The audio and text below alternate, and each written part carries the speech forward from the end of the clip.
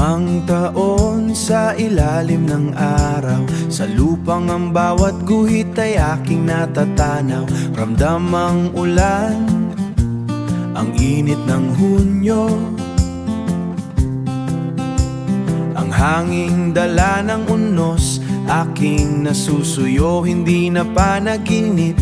Ang paay nakabaon sa simento at putik sa bawat panahon. Dito sa Birds of Paradise, ang tahanan ay gawa sa lupa at pagod. Sa bawat sakong dala, hindi tutore kundi pugad ng pangarap. Sa bawat dom na tayo, may kwentong nalalasap.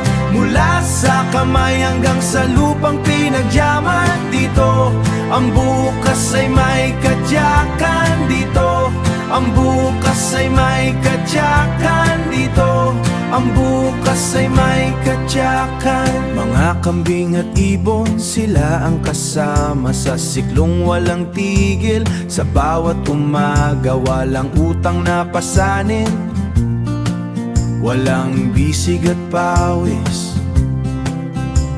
Tanging bisig at pawis ang puhunang totoo. Ang bawat bato at kahoy may halagang tinatago. Sa hardin ng habit, ang yaman ay buhay at too. Hindi kailangang magmadali, ang lupa'y marunong maghintalay. Ang kusa ng panahon ang siyang nagpapatibay sa proyektong ito. Sa bawat hakbang ay ulay. Dito sa Birds of Paradise, ang tahanan ay gawa sa lupa at pagod. Sa bawat sakong dala, hindi tutore kundi pugad ng pangarap. Sa bawat dom na tayo, may kwentong nalalasap.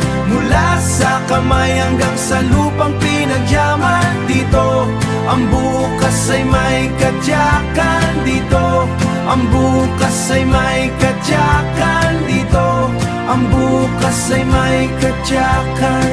5 taon na ang nakalipas, ang pundasyon ay buo, ang plano ay wagas.